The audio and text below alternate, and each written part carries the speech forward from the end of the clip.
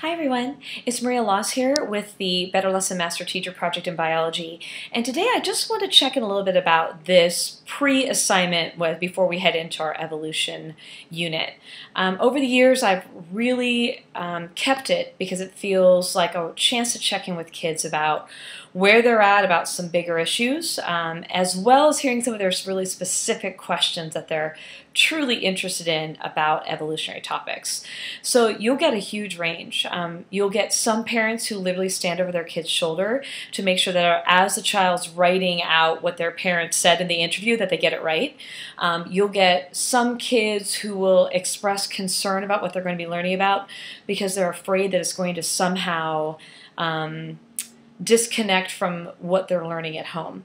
And I'm not saying that changes what I teach, but it definitely allows me to have a different level of sensitivity when I'm talking to kids during our class time together. I also love the last section where kids tell you what they're interested in. Every year for the past 5 or so years, I get something about, will our thumbs evolve or devolve because they're being used too much or too little with their cell phones? And these kinds of questions are really interesting to me because they give me a snapshot about how kids are relating these big concepts to their everyday life, and it gives me a chance to sort of maybe then slip in some more of the real science and kind of get rid of some of their misconceptions about which types of traits would devolve or evolve or not. It helps quite a bit for them, this idea of survival, not just use.